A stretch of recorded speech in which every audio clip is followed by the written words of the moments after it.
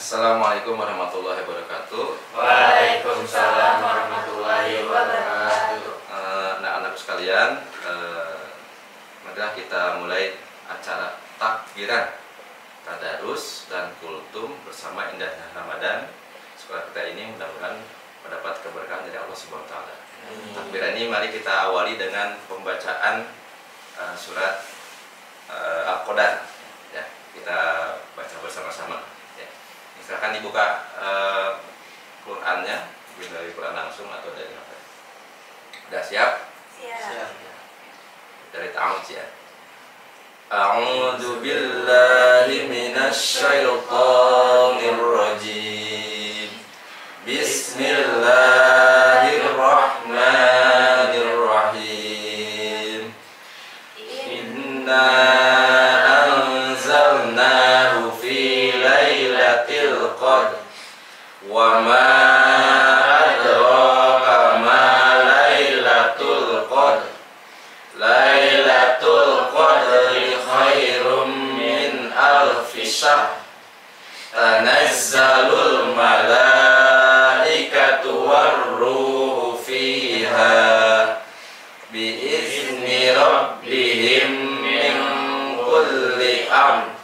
Salamun hiya hatta matla'il fajr. Shadaqallahul azim. Alhamdulillah sudah kita bacakan surat Al-Qadar. Mudah-mudahan apa yang kita baca kita dapat pahalanya. Begitu juga yang mendengarkan. Dan mudah-mudahan Allah merahmati kita semua. Amin ya Allah ya Rabbal alamin. Selanjutnya sesuai dengan yang diamanahkan bahwa pada hari ini Bapak harus memberikan sepatah dua kata lah nasihat ya tentang Ramadan ini. Mudah-mudahan bisa bermanfaat bagi kita semua, khususnya bagi Bapak dan ini bagi kalian semua dan siapapun yang mendengarkannya. Assalamualaikum warahmatullahi wabarakatuh. Waalaikumsalam warahmatullahi wabarakatuh. Semangat.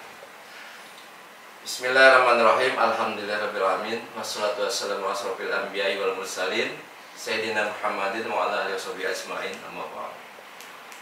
Rabbi shrah sadri wa yassir li amri wahlul 'uqdatam min lisani yafqahu qawli. A'udzu billahi minasyaitonir rajim. Bismillahirrahmanirrahim. Ya ayyuhalladzina amanu kutiba 'alaikumusiyam kama kutiba 'alal ladzina min qablikum la'allakum tattaqun.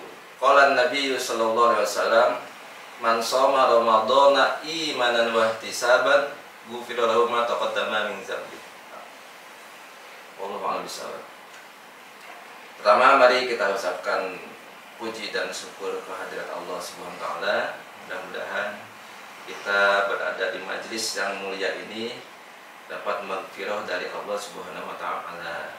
Dan puasa kita mulai dari hari pertama sampai hari ini dan sampai nanti hari terakhir, mudah-mudahan kita dapat melaksanakan dengan lancar, dengan khusyuk dan mendapatkan pahala yang maksimal dari Allah Subhanahu wa taala. Pada kesempatan ini seperti yang di awal dibacakan tentang surat Al-Qadar, tema yang akan dibahas itu ya langsung aja tentang Lailatul Qadar. Dari setiap tahun ke tahun tentang Lailatul Qadar itu sebuah pembahasan yang menarik ya, dari baik itu dari segi pembahasan agama maupun secara sainsnya, secara sains. Nah, dari berbagai macam pendapat itu saya akan mencoba mengambil salah satu pendapat ulama ya, dari ulama di Indonesia juga. Dasar atau dalil dari Lailatul Qadar itu sebenarnya banyak, tapi yang paling pokok adalah di surat Al-Qadar. Lailatul Qadar berarti ada berapa kata? Ada berapa? Lailatul Qadar berarti ada berapa kata? Ada dua, Lailatul dan Qadar. Kalau Lailatul udah pasti itu ada artinya malam. Nah, sedangkan Qadar itu sendiri banyak ulama-ulama yaitu dengan istihadnya atau dengan pokoknya dengan keilmuannya, dengan apa yang dia, dan kita harus menghormati dan menghargai, dan alhamdulillah kita dapat ilmu-ilmu dari para ulama itu. Bahwa qadar itu saya ambil dari pendapat ulama Indonesia itu artinya ada 3 ya, 3 itu aja. Yang pertama, qadar dalam artian qadar itu artinya ketetapan. Kenapa qadar itu dikatakan ketetapan? Mungkin sehari-hari kalian sudah merasakan ya, ada orang misalkan keadaannya itu adalah usahanya giat, tapi dari segi apapun, dari segi atau apa dia gitu-gitu aja. Karena ada istilah dari orang tuh, kamu takdir, nah ada kata-kata takdir. Takdir itu kan dari kata dasarnya dari kata qadar. Takdir itu kan ketetapan. Seperti dalam rukun iman itu kan pertama iman kepada apa?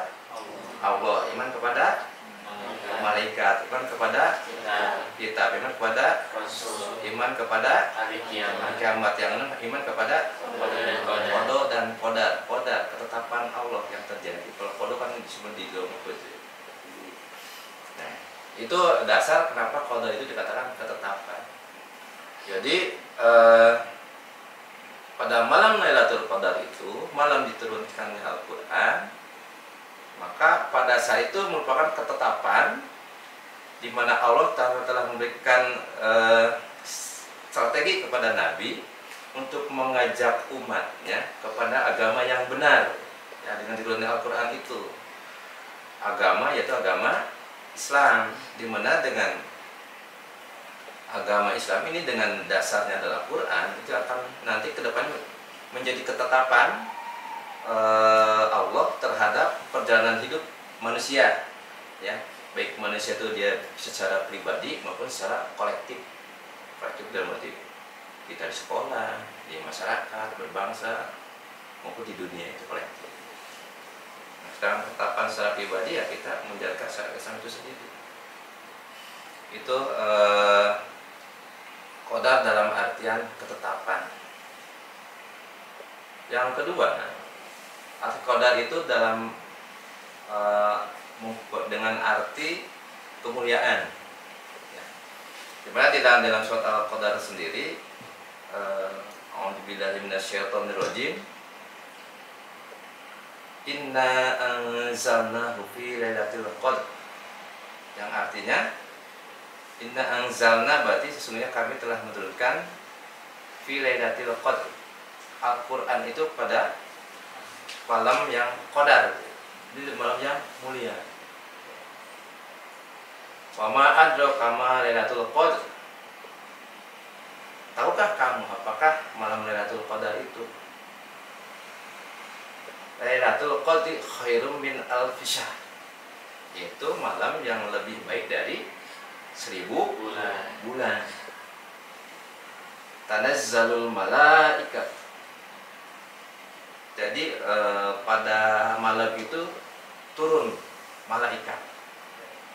Warruhu fiha, dan ruh, warruhu fiha biizni rabbihim, dengan izin Allah, ya, min kulli amr, dengan membawa amar itu apa itu?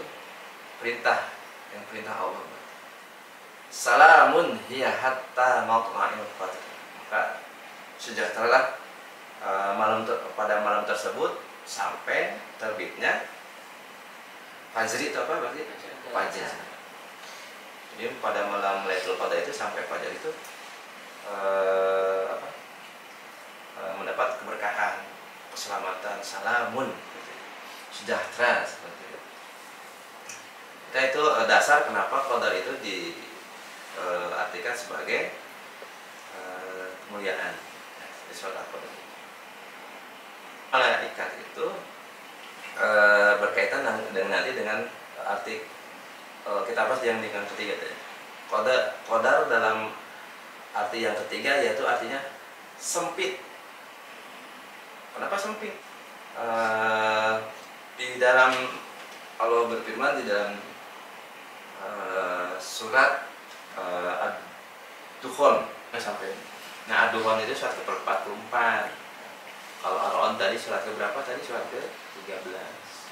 Surat Ad-Dukhan itu a'udzubillahi minasyaitonir rajim. Bismillahirrahmanirrahim. Hamim.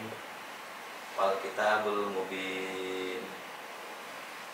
Inna anzalnahu fi lailatin mubarakah. Inna kunna munzirin. Jadi Hamim itu kan surat ayat mutasabihat ya, tidak bisa diartikan.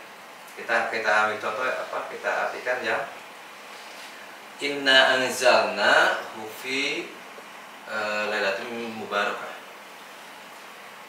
Sesungguhnya kami telah menurunkan pada malam itu lailatin mubarakah, di malam yang keberkatan. Wa inna kunna munzirin, jadi mengingat, dan kamilah yang akan nanti memperingati, mengingatkan. Nah, di surat tadi surat Ad-Dukhan, kan surat Ar-Ra'd itu nanti ada juga surat yang ke-26-nya. A'udzubillahi minasyaitonir rajim. Bismillahirrahmanirrahim. Allah yabsutur rizqa liman yasha wa yaqdir. Tadi yang katanya tak qadar itu adalah sempit. Allah yabsutur rizqa liman yasha. Allah itu melampangkan sebagian rezeki liman yasha terhadap sebagian, wa yaqdir, dan menyempitkan kepada yang lainnya. Jadi ada yaqdir kan dari kata dasarnya qadara juga. Yabsutu berarti melapangkan, jadi qadara itu di wa yaqdir itu berarti artinya menyempitkan. Nah, jadi tadi yang kata Bapak tadi qadar itu artinya sempit. Ya, di situ ada dasarnya seperti itu. Berkaitan dengan ini.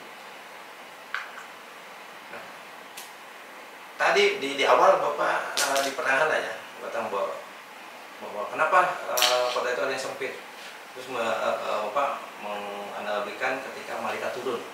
Di makna Lailatul Qadar itu dari yang pertama itu dia merupakan ketetapan qadar itu sendiri. Yang kedua ada kemuliaan, dan yang ketiga tadi sempit dalam artian tadi ini menurut Pak Syihab ya, di situ di dalam saya baca di literasi Masnas itu Badan Ilmu Zakat Nasional. Salah satunya arti dari qadar itu adalah sempit. Nah, kita bayangkan tadi analogi dalam yang tadi dengan analogi yang sebenarnya tadi, Allah yabsutur rizqa liman yasha wa yaqdir. Jadi Allah melapangkan rezeki sebagian umatnya dan menyempitkan bagian yang lain. Sebenarnya ada terusannya. Wa farihu bil hayatid dunya wa mal hayatud dunya wa fil akhirah illa mata'. Itu kelanjutan dari surat yang tadi. Jadi wa farihu bil hayatid dunya, jadi banyak orang bergembira dengan keduniaannya. Punya mobil, punya motor, punya yayang, yang dengan dunia bangga gitu. Bangga, jangan sampai, boleh bangga tapi jangan menjadi kesombongan. Boleh jangan sampai menjadi lupa kita terhadap pencipta kita, Allah Subhanahu wa Ta'ala. Lupa terhadap syariat dari agama kita, Islam. Kebanggaan untuk motivasi dalam artian ada batasnya, jangan sampai kebanggaan melebihi, apalagi melebihi bangganya atau takaburnya iblis, dan seperti itu jangan sampai. Nah, sebenarnya kelanjutan tadi wamal hayatul dunya fil akhirah, jadi kegembiraan atau kenikmatan dunia itu kalau dibandingkan dengan akhirat illa mata, sangat sedikit, cepat celaka. Seperti itu. Kalau hujan tetesan hujan itu kenikmatan dunia satu tetes. Kalau kenikmatan akhiratnya itu semua hujan itu. Semua hujan dari mulai awal berdirinya dunia sampai akhir nanti dunia hujan. Itulah kenikmatan dunia. Seperti pernah dengar tuh yang malaikat penghitung air hujan? Ada. Malaikat itu punya tugas masing-masing. Makanya kan dikatakan sempit gitu. Kenapa sempit? Malaikat turun ke dunia. Jumlah malaikat dengan manusia itu banyak kan? Hah? Banyak kan? Malaikat. Pengen tahu nggak jumlah malaikat seperti apa? Nah, jumlah malaikat dan ukurannya ini salah satu ketika gini. Ketika Nabi itu Mi'raj berarti di satu langit itu dia melihat ada malaikat yang punya 1000 tangan, setiap tangan ada 1 juta jari. Dia tiap hari dihitung.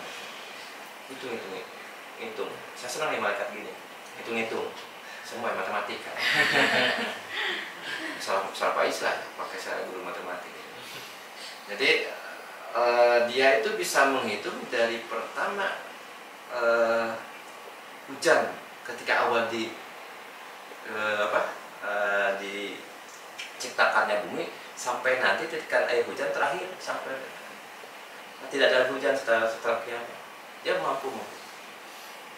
Dan di salah satu kitab juga saya pernah ngaji di Aliyah.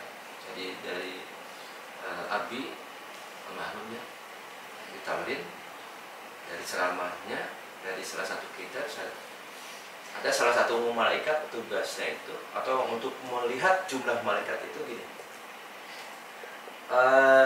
Ada yang bisa menghitung jumlah pohon di dunia nggak? Pohonnya aja nggak bisa dihitung ya. Sekarang daunnya, tambah ya. Daunnya apa lagi? Jadi setiap daun yang gugur di dunia dimanapun gugur jatuh ya. Maka pada saat itu dilihat sama malaikat itu hari apa, misalnya tanggal berapa, bulan apa, tahun berapa, jam berapa, detik berapa, sebenarnya langsung dibawa 1 lembar daun itu dibawa ke rumah, dijaga sampai hari kiamat. Itu oleh 1 malaikat. Bayangkan kalau gugur semuanya itu dah sama dengan jumlah daun kan yang ada yang gugur dari mulai dunia diciptakan sudah berapa pohon yang jatuh gitu ya, ada yang tumbuh lagi sampai nanti. Jadi tadi berkaitan dengan jumlah malaikat itu lebih banyak malaikat macam-macam. Malaikat itu kan selalu ditugaskan oleh Allah itu dia tidak pernah memberontak atau tidak, selalu melaksanakan perintahnya. Di salah satu surat di dalam Al-Quran, surat At-Tahrim, surat keberapa At-Tahrim? Surat ke-66. Nah, salah satu ayatnya, ini ayatnya itu sebenarnya pemilihan. Ya ayyuhalladzina amanu qu anfusakum wa ahlikum naro wa quduhan nas wal hijarata 'alaiha malaikatun ghiladun syidad. Jadi ya ayyuhalladzina amanu qu anfusakum wa ahlikum naro, jagalah dirimu dan keluargamu dari siksa api neraka. Nah, biasanya yang terkenal sampai situ tuh ya. Nah, kelanjutan wa quduhan nas. Waquduhan nas, bahan bakarnya adalah manusia. Di neraka, jadi kita disuruh berlindung dari neraka yang bahan bakarnya juga manusia. Waquduhan nas wal hijarah. Hijarah berarti kata hajar, berarti dari apa?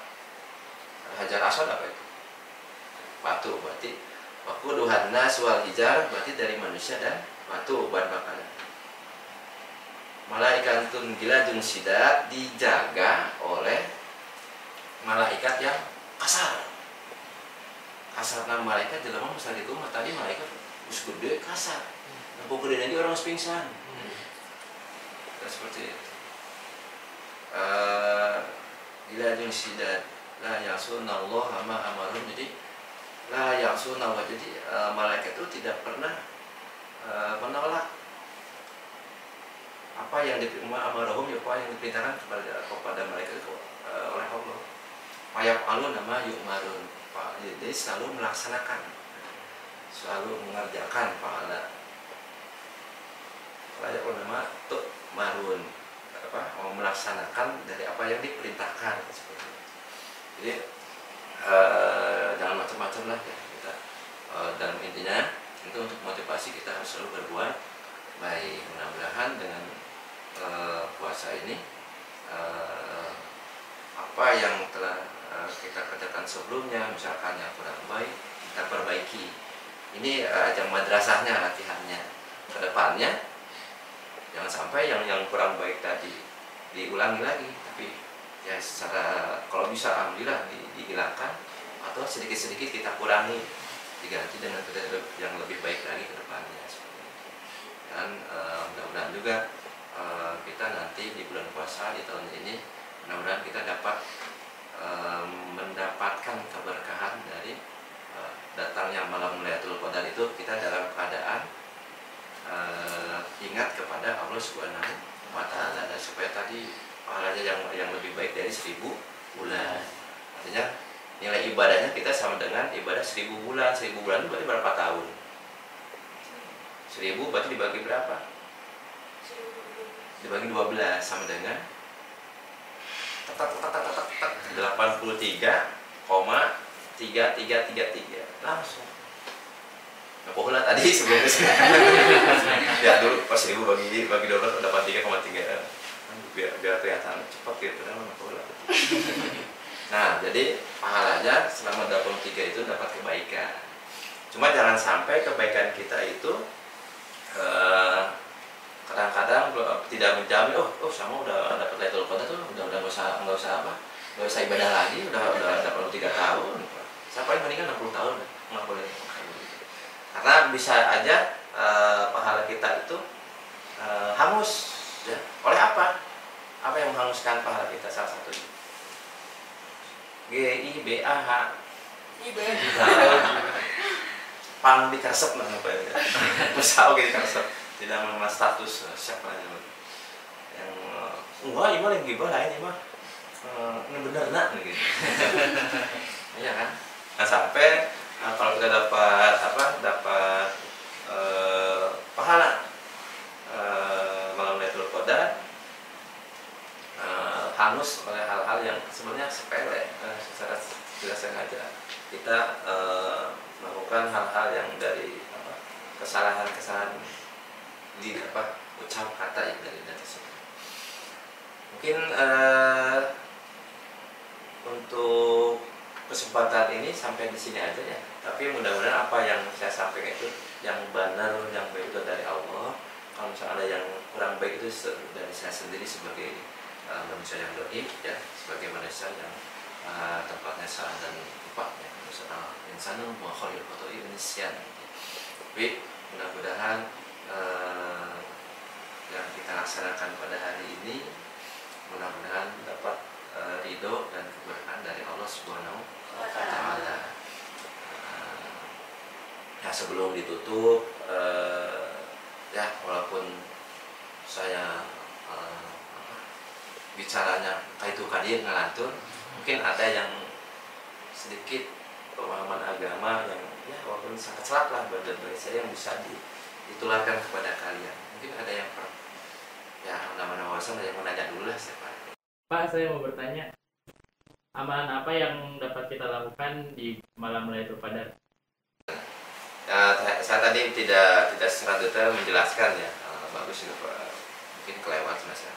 Amalan-amalan yang dapat dilakukan ketika malam Lailatul Qadar, dan amalan ini tidak harus sebanyak malam Lailatul Qadar, tapi kan kita menjemput Lailatul Qadar ya. Biasanya di hari 10 hari terakhir, itu yang jumhur ulama, sebagian besar ulama, bahwa malam Lailatul Qadar itu biasanya di 10 hari terakhir Ramadan dan di malam yang ganjil. Walaupun yang bagus mah dari awal kita iktikaf di masjid dari pertama sampai hari terakhir. Amalan-amalan apa aja? Yang pertama seperti kita hitung di masjid itu, yang pertama sholat malam. Ya, bisa sholat malam. Salah satunya adalah tahajud. Ya, sholat malam itu bukan hanya tahajud saja, kan banyak sholat-sholat yang sholat tobat, sholat apa yang bisa kita laksanakan. Menjemput dari mulai sudah tarawih sampai dengan terbit fajar. Berarti pertama itu adalah sholat malam, sholat tahajud salah satunya. Terus apalagi tadarus Al-Quran, membaca Al-Quran, secara sendiri atau misalkan kalau kita berjamaah, yang satu baca, yang lain mendengarkan, kan tadarus ya. Atau misalkan Pak nggak ada temen, cuma sendiri aja, apa udah aja baca, bacanya sesuai dengan kaidah tajwidnya. Pak belum bisa, semampunya aja. Ke kadar pahala itu nanti kalau tidak melihat pinter, bener apa, yang penting yang pertama adalah keikhlasan yang baca itu, kita berusaha untuk tadi sholat malam, terus baca Al-Quran, zikir ya. Zikir apa aja? Banyak zikir-zikir. Subhanallah walhamdulillah wala ilaha illallah wallahu akbar, itu ya, yang disunatkan, dan zikir yang lainnya juga banyak. Terus apa lagi? Sholawat ya. Sholawat apa? Banyak sholawat. Apalagi di Indonesia itu macam-macam sholawat dengan nada yang biar enak terdengarnya ya, suka dilagamkan kata orang Sunda, atau dilagukan supaya kita semangat membacanya.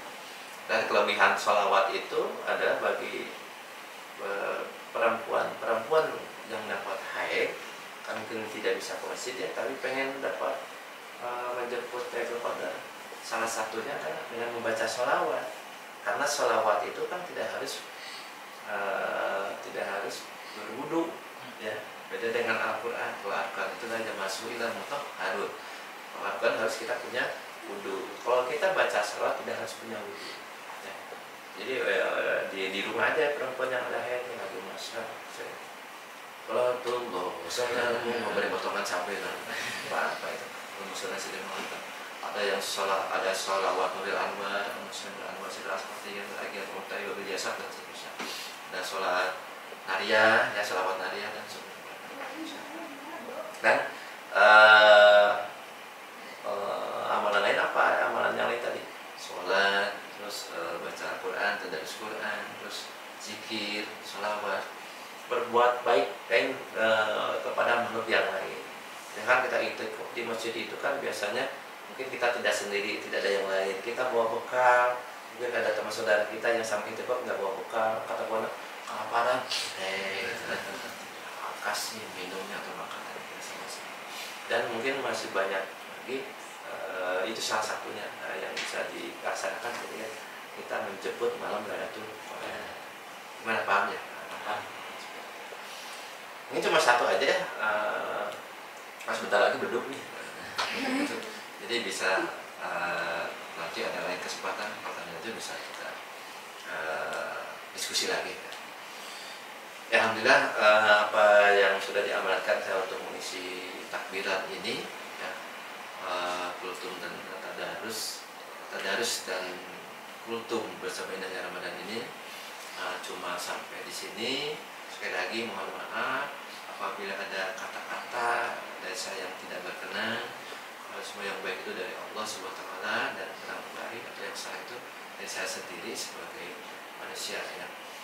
Mudah-mudahan kita semua mendapat sekali lagi maghfirah dari Allah, keberkahan di bulan suci Ramadan ini, dan kita kedepannya bisa melaksanakan ibadah puasa ini dan ibadah-ibadah yang lainnya, sholawat tarawihnya, tahajudnya, tadarusnya bisa lancar dan dalam keadaan sehat ya.